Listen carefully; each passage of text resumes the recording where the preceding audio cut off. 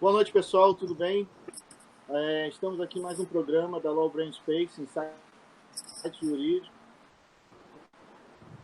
São 20 horas do dia 4/7 e é isso aí. Estamos aqui, eu, Alan Silva, Otávio França e Rafael Souza. Dá um alô aí, pessoal. Boa noite. Então, pessoal, só lembrando que aqui na Law Brain Space nós não estamos nem à direita nem à esquerda, estamos seguindo em frente. Seguindo em frente, vamos na pauta de hoje. Separamos aqui alguns 3 pontos dessa última semana que passou. Primeiro ponto da pauta é o seguinte: a empresa que venceu a licitação para o Autódromo do Rio de Janeiro não tem recursos para a obra. Bem, eu não consigo nem começar a introduzir o assunto porque parece piada, né? É um processo licitatório, teoricamente sério, é um processo complicado, complexo, não é fácil, e uma obra orçada em 697 milhões e simplesmente não tem dinheiro da empresa que ganhou. O que vocês acham disso aí? Algumas coisas me chamam a atenção nisso daí. A primeira delas é: eu sinto que o tema corrupção no Brasil ele é absolutamente partidário. Por que eu digo isso? Porque eu não vi nenhuma manifestação do pessoal que estava no domingo nas ruas. E só lembrando, nós não temos posicionamento político. Nós seguimos em frente. Mas eu não vi nenhuma manifestação, nenhum textão, nenhuma palavra de ordem contra a Prefeitura e o Estado do Rio de Janeiro por essa licitação extremamente fraudulenta.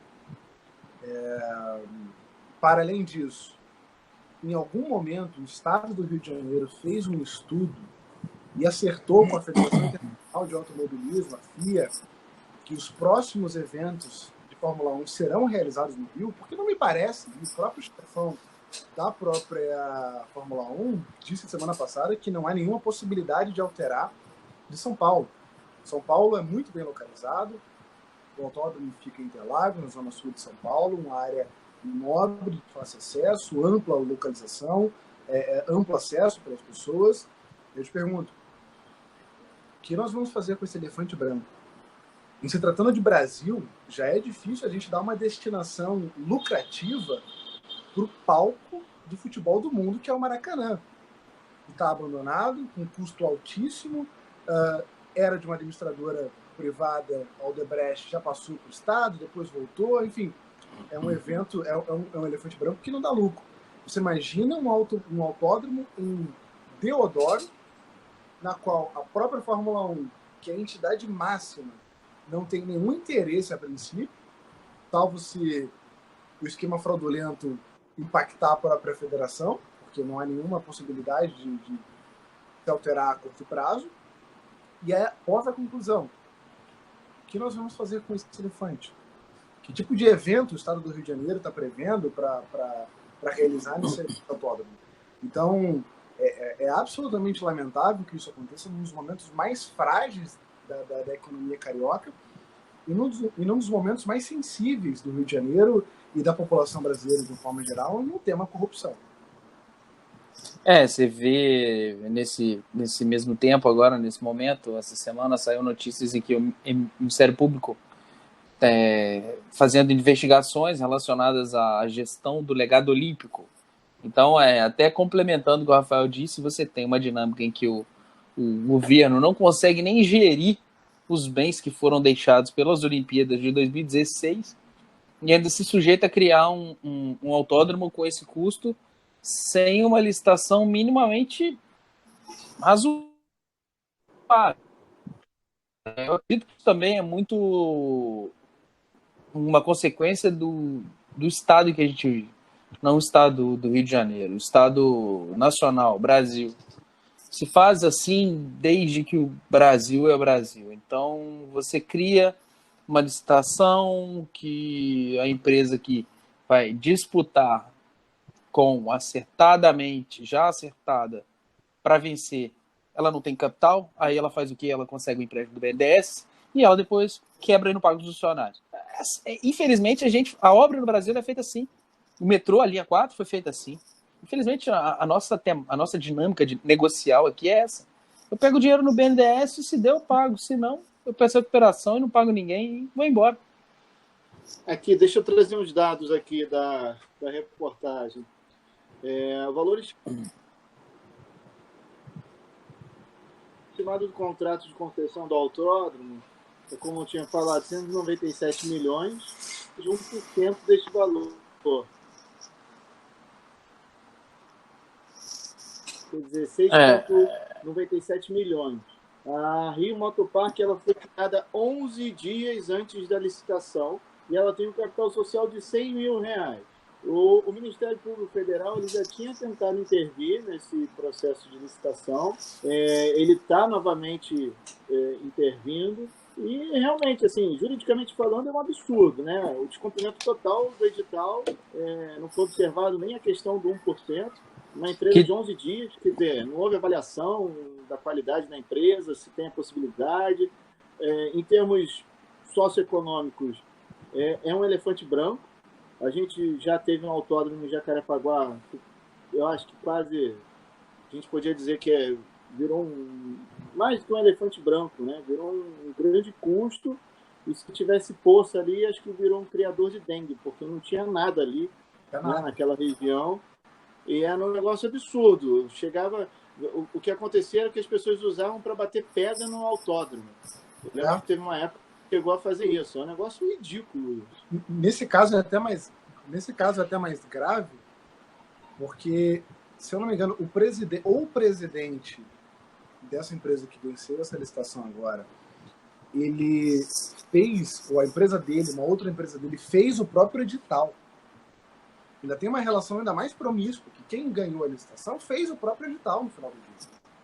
Então você tem a questão do capital social, a questão da falta de projeto para o país, para o Estado, na verdade, do que eu vou fazer com isso, qual é a renda que eu vou obter com isso. Rafael, Oi? Rafael, desculpa te cortar, eu não sei se, assim, faz pouco tempo que eu estudo direito administrativo, constitucional, mas será que aqueles princípios, moralidade, limpe. Aquilo acabou? Foi excluído? Houve alguma norma aí excluindo esses princípios? Porque o que é isso?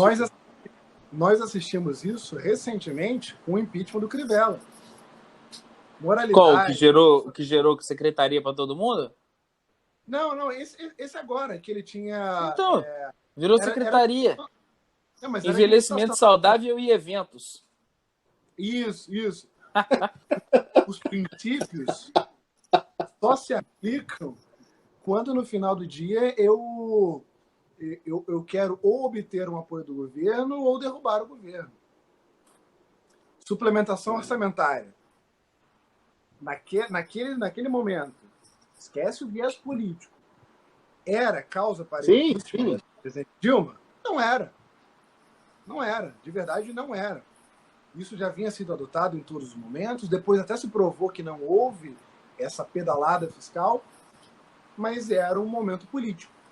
Então é triste para a gente pensar isso, que quando o momento político sobrepõe ao momento jurídico, ou as estabilidades jurídicas, a gente tem um caos instaurado no país e no Estado. Eu acho que, na verdade, a gente sempre fala que o Ministério Público é o quarto poder, né? E tem essa brincadeira no meio jurídico de falar isso. Eu acho que a gente tem um quarto poder que está acima, ou eu acho que é o primeiro poder, é o poder econômico, né? No caso da Dilma, ela afronta o poder econômico e tem o troco politicamente dizendo. E aqui, nesse caso desse elefante branco, é o poder econômico, né? De alguma forma, alguém está soltando dinheiro, né? No caso do Crivella, o poder econômico das secretarias que se transformam, porque tudo ele vira dinheiro. Se me permite. Né? Então, tudo vira poder econômico. Eu sei que eu não vou ser muito querido pelo que eu vou falar agora, mas se me permite dizer, eu acho que o Ministério Público hoje é um poder morto. O Estado do Rio de Janeiro é um poder extremamente morto. Por que eu digo isso? O que nós estamos assistindo de movimento anticorrupção no Estado do Rio de Janeiro continua sendo extremamente ínfimo, ou partidário, ou extremamente pueril daquilo que deveria ser. Pega, por exemplo, a questão, porque é muito fácil você pegar a questão do Cabral, ou todas as questões envolvendo a Lava Jato, e dizer que o Rio de Janeiro está correndo atrás. Mas o Estado do Rio de Janeiro tem uma Câmara, uma Assembleia Legislativa composta por milicianos e traficantes. Você tem a questão do poder público envolvido com essas OSCIPs que foram criadas do dia para a noite, ou empresas que não tinham nada a ver com esse objeto social para administrar um hospital, e o poder público passou a injetar dinheiro nisso. E o Ministério Público nada fez em relação ao terceiro setor. Então, eu acho que nesse momento, especialmente o Ministério Público Estadual, eu acho que continua sendo, no estado do Rio de Janeiro e em muitos outros estados, um poder morto. Mas um retrato da influência política, né? Isso é. Eu fiquei numa dúvida aqui, vocês podem me esclarecer, por que o Ministério Público Federal que está atuando nesse caso? É até bom dar uma esclarecida isso para o nosso público. Porque, salvo engano, é uma licitação com a prefeitura. Eu não entendi. Mas eu acho Será que tem... novamente é o Ministério Público Estadual se calando? Eu não sei a relação funcional ou a organização funcional do Ministério Público em relação a isso. E eu não sei se a possível presença da Federação Internacional de Automobilismo já atrairia a competência... Possa trazer a competência para a União? Da Justiça Federal ou do Ministério Público Federal. Não sei, confesso que não sei. É uma boa pergunta. Eu também não li ainda. Não. E não sei se isso tem referência ao momento, triste momento do Ministério Público Estadual. E agora, recentemente, com a prisão desse procurador do Estado, um triste momento do próprio Estado do Rio de Janeiro. Né? Um procurador envolvido em escândalo de corrupção. E só reforçando, inclusive o próprio Tribunal de Contas do município já se manifestou também a respeito dessa licitação. Quer dizer, depois eu vou procurar saber essa questão no Ministério Público Federal e vou tentar colocar algum link explicando, é interessante para os nossos leitores e para os nossos ouvintes. Bem, pessoal, aqui, agora, a partir desse programa, a gente vai cortar o programa em 3 blocos. Então, eu vou agora